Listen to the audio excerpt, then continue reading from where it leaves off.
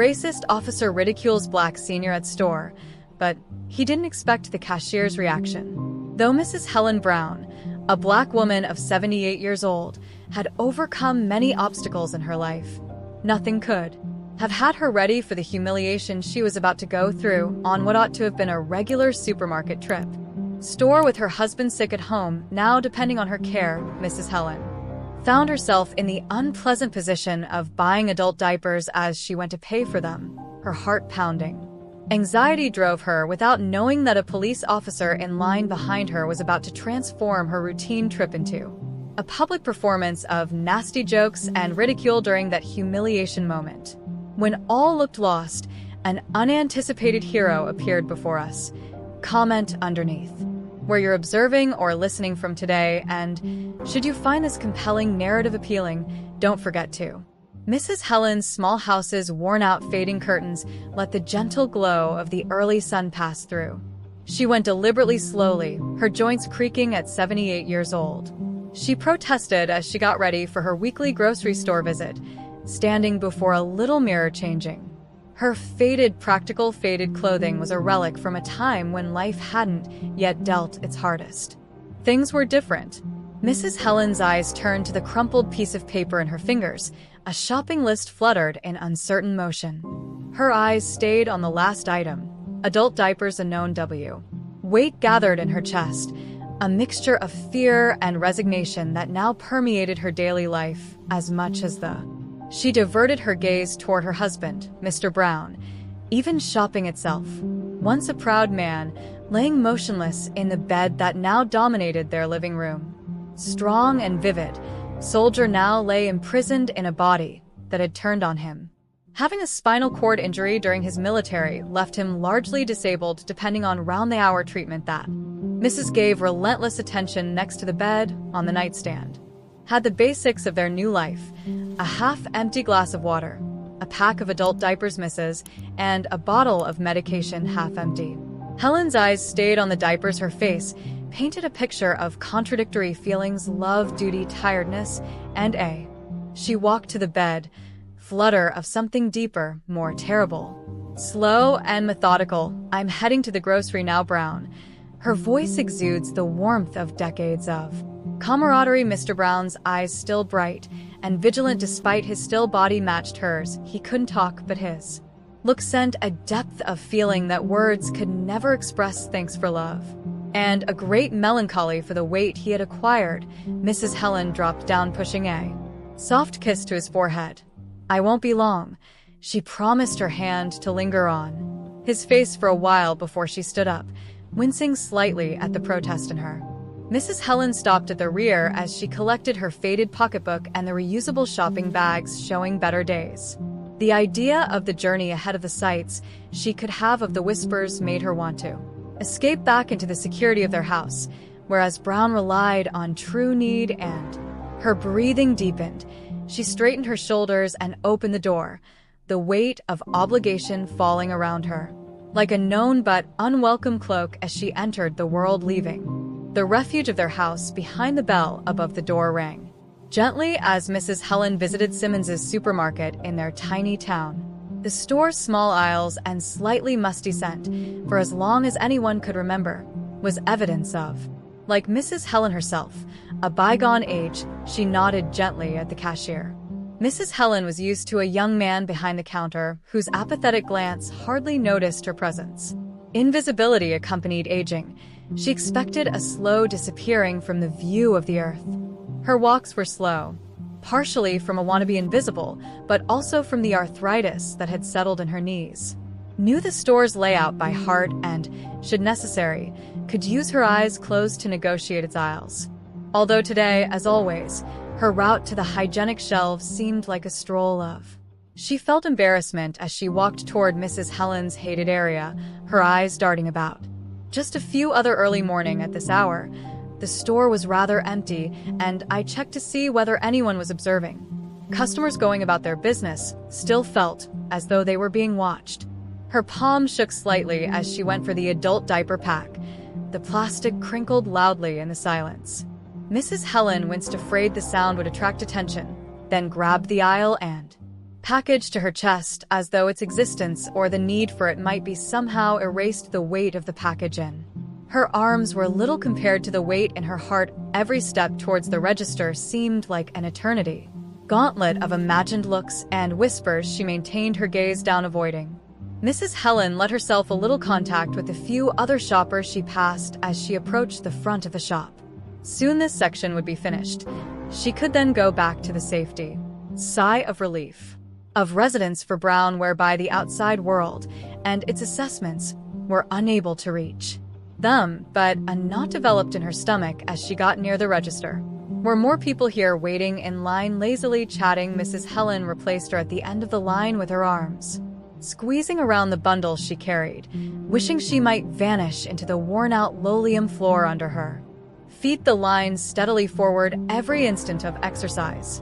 Mrs. Helen locked her eyes on the floor, counting the tile scuff marks, anything to avoid.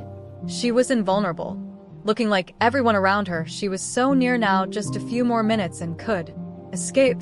But fate, it appeared, had other ideas as Mrs. Helen approached the front of her dream for an ordinary departure was dashed by a booming voice cutting through the subdued murmur of the store. The voice belonged to a police officer whose uniform was neat and authoritative. Few places behind Mrs. Helen in line, he was friendly with another client, his speech plainly audible in the little area of the store. Gorgeous day. The cop was speaking in a cheerful, nothing-like manner. Mrs. Helen clenched her hold on the little of sunlight that would start the day. Packet tightening, she could feel the officer's presence behind her, an unwelcome reminder of the world beyond. Her little life was well under control when she approached the Mrs. Helen tried to twist her body to cover the parcel she felt quite conscious of in her arms. From the vantage point, yet the plastic's crinkling appeared to echo in her ears with every quick motion. The officer's voice pierced through her thoughts once more, this time with a new tone. "Would you look at that?" he said. At her age, decreased but yet distinctly audible, buying diapers must be for her impoverished creature cannot even take care of Mrs. Helen like a physical impact froze her heart beating in her chest. The guilt she had been carrying over Bay came crashing over. She could hear quiet snickers, feeling the suffocating tide around her. Weight of interested looks. The line that had looked endless before now felt. Mrs. Helen's hands shook like an endless path of humiliation. Her face flushed with guilt as she laid the diapers on the counter. She couldn't bring herself to glance up, couldn't stand to see the pity or contempt she was sure would show in the eyes of the young people surrounding her. Cashier Josh stood silently behind the register, man sporting a name badge reading Josh. Should he have any ideas about the scenario playing out before his face did not reflect. He started to scan, his demeanor still bland and his motions deliberate. Mrs. Helen's belongings punctured the tense atmosphere like the scanner's beep. Mrs. Helen discovered she was yearning for the capacity to vanish. Every second felt like an eternity, every breath an effort. Mrs. Helen stood against the tears that threatened to overflow, the tension in the store fever pitch. Her body stiff with shame at the checkout counter as the police officer's disparaging remarks floated over the diapers on the conveyor belt served as a sobering reminder of the vulnerability leading her to this. That's what happens as you grow older. The officer kept his voice rising just enough to guarantee that more people might hear you beginning to act like a baby once more, followed by nasty laughter. Mrs. Helen, like a knife, could feel the eyes of other patrons on her, some whispering behind her. She could cut through their hands, others staring clearly, a mix of embarrassment and interest. Mrs. Helen urgently wanted to defend since her knuckles grew white from her palms gripping the handle of her cart.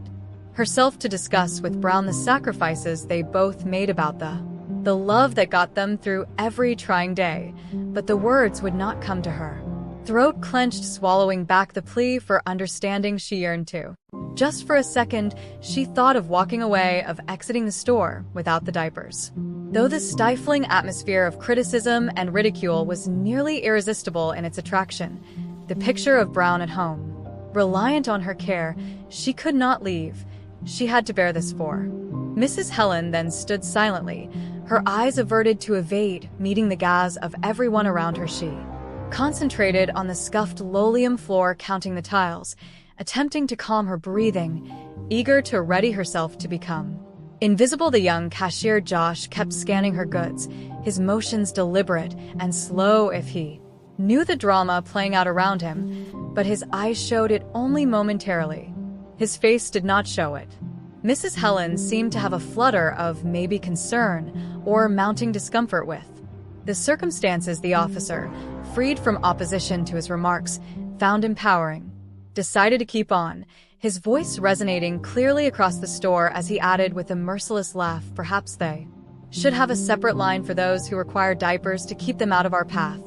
This most recent barb sent a ripple of shocked whispers abound among the observers.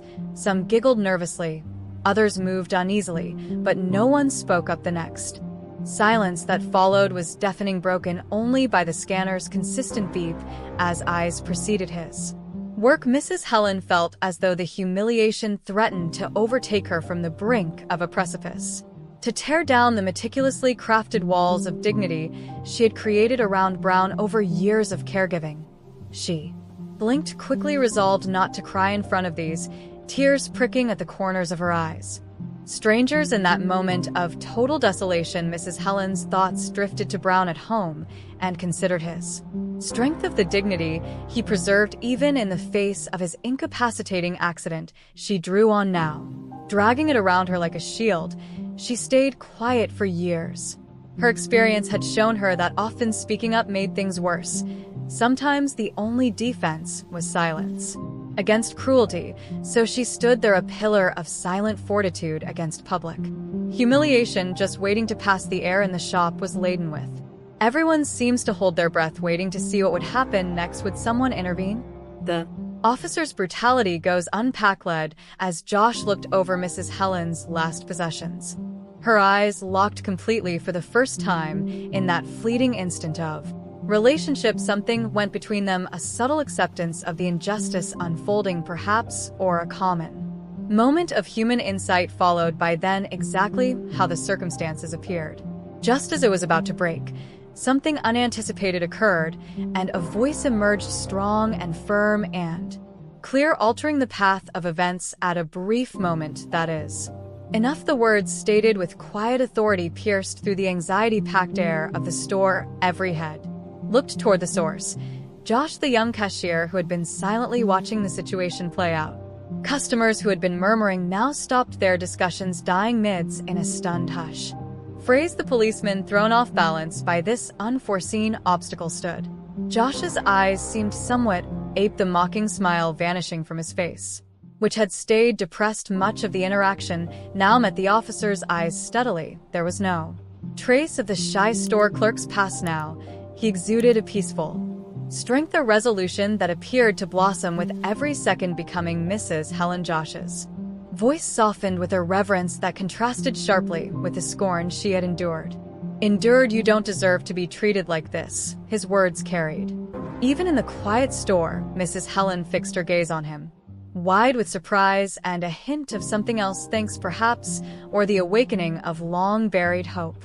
She momentarily forgot about the probing eyes all around her, concentrating just on this surprising ally. Josh then confronted the officer immediately, his voice strong but controlled. "You should be embarrassed of yourselves for ridiculing her," he said, each word cautiously, and waited with conviction. The police officer, obviously shocked by this change of circumstances, opened his lips to reply, but something in Josh's his relentless eye made him stop at the power he had so carelessly applied moments ago, seeming to falter. Given the moral stance of this young man, the quiet dragged on heavy. Unspoken tensions aside, other patrons observed the situation with a mix of wonder and unease, not sure of how to respond to this unanticipated clash between a uniformed officer of the law and a low-grade store clerk. Mrs. Helen froze, her hands still clutching her cart, scarcely daring to breathe. Had arrived to the shop expecting at least apathetic defense, so openly, so fervently, was beyond anything she could have dreamed. As the confrontation persisted, whispers started up once more, but this time they were colored with something different. The mood in the store started to change. Some clients nodded favorably at Josh, while others scowled at the police officer. The Officer, his face now flushed with a mix of guilt and wrath, crossed his arms. "You cannot talk to me like way defensively. Do you know who I am attempting to restore my authoritative stance from?" sputtered. Josh's voice stayed calm, but firm as he answered, "I know exactly who you are. You should be safeguarding and helping the community instead of harassing its most vulnerable members." The onlookers gasped in unison. Vulnerable members rare to see anyone, let alone a young store clerk, approach a police officer in this way. Mrs. Helen, remaining anchored to the location, felt a gentle rush of emotion. Tears pricked at her eyes again, but this time they weren't from humiliation or guilt. For the first time in what felt like years, she felt viewed as a person deserving of respect and dignity. The very next day, Officer, obviously not used to being challenged, particularly by someone he thought to be under his level of authority, battled to respond. His mouth opened and closed several times, but no words emerged in the tension. Quiet that matched the sound of approaching feet drew everyone's attention. The store manager, a middle-aged man with tense energy about him, rushed into the scene. "What is happening here, manager?" inquired, his voice tight as he peered between Mrs. Helen and Officer Josh. His eyes flicked frantically from one face to another, plainly aware of the stress, but confused of its origin. The officer, grabbing the chance to display his power, he first pointed with outrage, his voice echoing with anger, accusing finger at Josh. "You must govern your personnel," stated this one here, decided to insult. "I won't be returning here if this is how you let your staff act before the entire store." Again, the manager's face turned pale. Clearly at the threat, he stammered somewhat. I'm sure, his uncertainly flickering glance between the officer and between Josh, the dilemma between keeping a valuable client satisfied and helping his staff member clear on their face before the manager could go on. The officer waved his hand dismissively. "Disregard it. I'll make sure everyone knows how this business handles its customers." With that, turned on their heels and bolted out the store, glaring one last at Josh as he left. In the aftermath of the officer's dramatic leaving the store fell a great hush. Frozen for a while, the manager watched the officer go, then turned gently back to face Josh and Mrs. Helen. The turmoil was obvious on his face, relief at the officer's leaving, wearing with concern about the Mrs. Lees, who had stayed quiet during the conversation, suddenly had possible repercussions. Felt the weight of the circumstances. She had arrived for a basic errand, and now she discovered herself in the middle of a guilt storm. As she understood that Josh would suffer consequences for defending her. "I'm so sorry," she started, speaking, quivering slightly. "I never wanted to trouble Josh." He turned to face her. "You have nothing to apologize for, You just did nothing wrong." The manager, appearing to realize himself, cleared his throat. "Mrs. Helen," he stated, his voice becoming louder, "kindly finish your buying. Your goods are on the house." Mrs. Helen started to object today, but the manager held out a hand. He muttered, faking a smile that fell short of his eyes as Mrs. Helen packed her bags, including the adult diaper box that set off the whole situation. She couldn't help but note the tense look through between eyes and the management, a knot developed in her gut as she knew that this episode was far from finished, and gave Josh a last appreciative glance. Mrs. Helen left the store, and the sunlight outdoors felt harsh following the fluorescent illumination within, and she started her walk home, blinking quickly to attempt to acclimate mind world with the events of the morning, the complicated replacing the shame she had experienced earlier. Mixed feelings, appreciation for Josh's concern about the possible repercussions, face, and a residual guilt over her presence having caused such a disruption. As she strolled, keeping her baggage close to Mrs. Helen, discovered herself. Little did she know that fate would have her seeing Josh once more, only to properly thank him for his compassion. Had far more in store for both of them.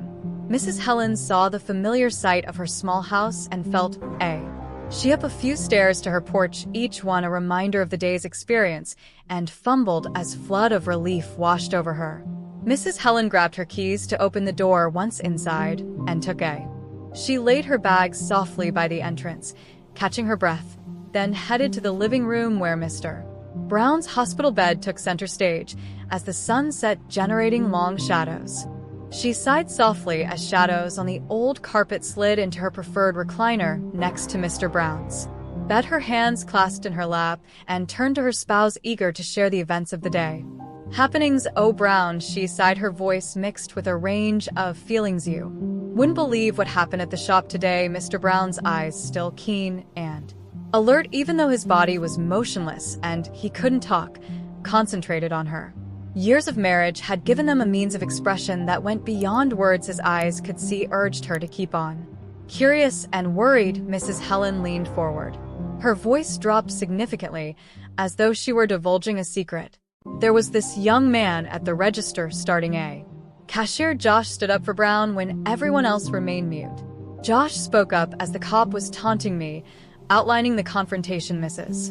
Helen's voice shook with recalled feeling. She spoke of Josh's quiet fortitude, the way he had faced down the officer without thinking. "It was as though he saw me, Brown," she whispered gently. "Not only an elderly woman purchasing necessities for us, but personally." Mr. Brown's gaze softened a glance. Over the years, both of them had experienced their fair share of discrimination and rejection based on their understanding passing between them. And they understood the unique and valuable worth of being really seen. As night fell and the space expanded, dark, Mrs. Helen discovered she could not stop thinking about Josh. Who was he? Had the question whirled in her mind, and she felt driven to intervene when none else would. Unresolved but tenacious. "I hope he's all okay," she mumbled, more to herself than to Brown. "I hope he stayed out of jail thanks to me." She contacted Mr. Brown, taking hand in hers. His fingers twitched gently in reaction. Once a little movement meant the world to her. "We have gone through so much," she remarked gently, her voice carrying a lifetime of shared experience. Mrs. Helen considered how much more she could have as she sat there clutching her husband's hand in the peace of their house. Their circumstances had altered. She considered Brown in his military days as a strong, independent, and yet here they were dependent on each other in ways they never could have imagined. Full of life. Mrs. Helen felt a surge even with everything as she stared at her husband's aged but still very dear face. With love and thanks. Certainly, their existence was difficult. Indeed, there were days when the weight seemed nearly too much to handle, but they had each other, and that was not small thing. And now Josh, a stranger, had showed compassion at least once. Mrs. Helen felt a little flame of hope flickering in her chest as she got ready for bed that evening. Perhaps, just maybe, the world wasn't as frigid as it sometimes appeared. Little did she realize that this brief meeting, as it would cause alterations she never would have imagined. As she turned off to sleep, her hand still linked with Brown's, the wheels of fate were already moving to prepare the scene for what was to happen. Come the following morning, which dawned brilliant and clear in sharp contrast to the turbulent events of the day before. Mrs. Helen awakened early as usual and went about her morning ritual feeling as though she helped Brown with his morning care and meds, but her mind kept returning to Josh and his unanticipated act of compassion. "I believe I should return to the store today," Brown said as she cleaned the living room. "I would want to thank that young man appropriately. Perhaps bring some of those oatmeal cookies over." Mrs. Brown used to adore so much. Mr. Brown's creased at the corners, his interpretation of a smile. Before leaving to bake an hour later with a quick hand pat down, Helen gently. Mrs. Helen carried a container of freshly prepared cookies and headed back to Simmons's supermarket. Bell above the door chimed as she arrived, and she started looking for Josh's familiar in the checkout lanes face, but Josh wasn't there. Mrs. Helen went to another, frowning somewhat. "EMP, a young woman setting up a display close to the front of the shop. Forgive me," she whispered gently. "I'm searching for Josh, the young man operating the checkout. Yesterday the staff member searched up a." "Oh, Mrs. Helen." Her voice sounded tinted with flutter of familiarity. "I'm surprised. I'm not sure where Josh is. He skipped his shift today." Mrs. Helen's tummy developed a knot of discomfort. "She didn't show up." The employee shook her head, appearing embarrassed, her voice barely above a whisper. "Ma'am, it's not like him. I find myself missing work without contacting. I know nothing more than that. I'm sorry, I can't be of more use." Mrs. Helen thanked the staff member absently. Her head whirled with Josh had gotten into problems for having spoken up to the police at expense of his. The guilt she experienced yesterday returned with great intensity under the weight of concern as she left the store. Mrs. Helen felt great discomfort at the jar of cookies remained in her hands. Josh's absence appeared unusual, particularly following what had transpired the day before. She couldn't get rid of the sensation that something was off. Strolling, Mrs. Helen found herself scouring the streets, partly hoping to catch a slow and heavier than usual glimpse of Josh, but the known faces she encountered were not the ones she was searching for. She sighed heavily as she slipped into her chair next to Brown's bed when she got home. He wasn't there. Brown, she muttered. Gently, Josh skipped today's scheduled arrival. Nobody knows where he vanished to. Mrs. Helen could see Mr. Brown's somewhat worried brow creasing. Went out to grab his hand in solace from the familiar touch. I cannot help but worry. What if he lost his job due to me? If she trailed off, unable to express the myriad of worries whirling in her head. Mrs. Helen went about her daily business, unable to overcome her worries for Josh as the day drew on. Tending to Brown's house and cooking meals, her mind kept returning to the young man who had shown Mrs. Helen made such surprising compassion that night as she slept, escaping her. Mrs. Helen created a. She would go back to the store tomorrow and the day following if necessary. She would learn what had happened to Josh, the least she could do for.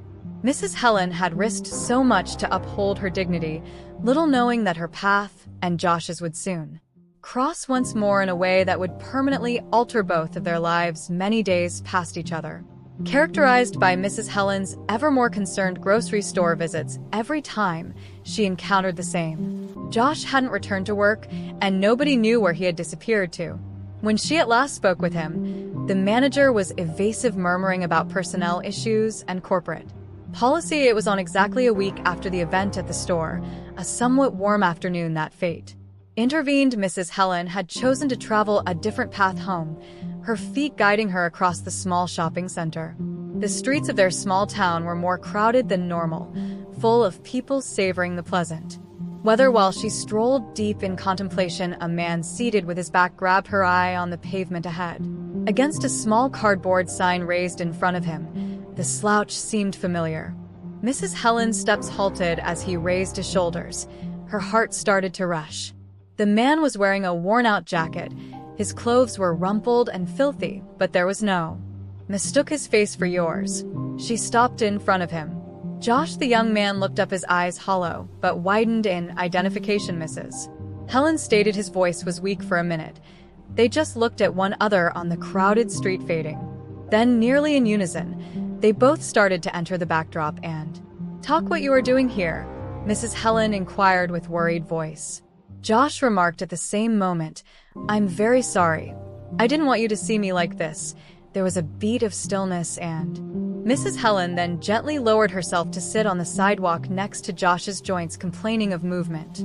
However, her will overcame her discomfort, and she questioned what occurred. Her eyes softly absorbing Josh's messy look, the dark circles beneath his. Josh sighed, running a hand through his messy hair, and said, he got fired. Not long after what transpired, the manager reported that several of the patrons had concerns over what I stated. Mrs. Helen felt it detrimental for business, since she felt as though she would have been sacked for defending. Oh, Josh, I'm so sorry. The guilt that had been boiling inside her for days erupted. All my fault. Josh shook his head hard. Mrs. Helen, it's not your fault at all. I do it again in a heartbeat. What that officer did wasn't right. Someone had. Mrs. Helen felt tears dancing at the edges of her eyelids. But your work. Josh's laughter was hollow truth. Mrs. Helen's job loss marked the last straw I had to deal with. I had been battling time now. They sat on the sidewalk, unaware of the inquisitive looks from passers-by. Josh started to tell Mrs. Helen his terrible story. Josh's story developed gradually, each word seeming to cost this young guy who had showed her such kindness work, as though he were not used to sharing his responsibilities. Mrs. Helen listened to carefully, her worn hand rested softly on his arm as a sign of. Once Josh started, his eyes fixed on some distance. I was a soldier, served abroad. I felt I was helping those serving my country. You know, this is fantastic. Mrs. Helen nodded, considering her own Brown and the pride he had displayed in his service. It's a great calling. Josh's smile seemed sour, perhaps. Although it cost something, he stopped to inhale deeply before. While I was deployed, my wife cheated on me, claiming she cannot manage the distance and uncertainties involved. When I returned, Mrs. Helen's grasp on Josh's arm was waiting for me. Divorce, paperwork. Tightened slightly, a subtle sign of support. She could see the suffering carved in the lines of his face here and there. His voice trembles. You know, Josh continued, believed I could manage it. Stronger than that, but the betrayal caused me to start drinking. I broke something in me. First to dull the suffering. Then he stopped staring and dropped his eyes too. His hands eluded my grasp. A job vanished from my flat, the part-time employment at the grocery shop was all I had left. Not much, but enough to cover food. He paused, guilt painting his words and my habit.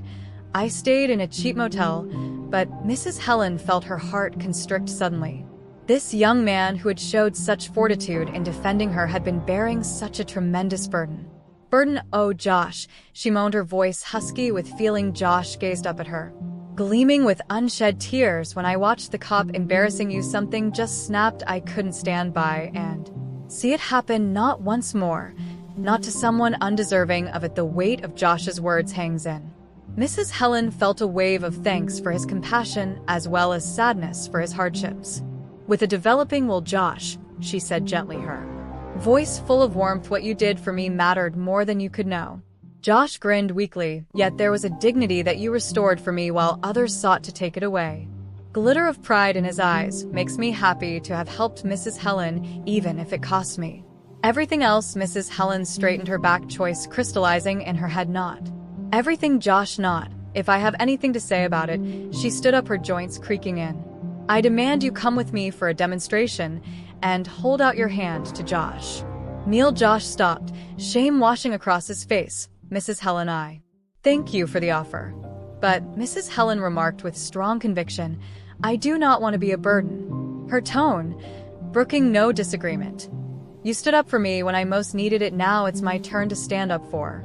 Josh grasped her outstretched hand after a moment's delay, so she could assist him to stand together.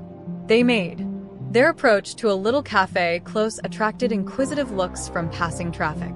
Was a small business hidden on a peaceful corner. As they sank at a booth close to Mrs. Helen's back turned to witness Josh's unease. His eyes flicked about frantically, and he seemed to shrink into yourself, as though attempting to go invisible. Order whatever you desire, dear. Mrs. Helen murmured softly, sliding the menu in his direction. Not sure of a. Josh's hands shook just a little as he grabbed the menu. Mrs. Helen, I. Not sure what to say. Mrs. Helen stretched across the table. You don't have to do this. Rubbing his hand gently. I wish to Josh now more about yourself. Josh started to open up where they were waiting for their food. He told.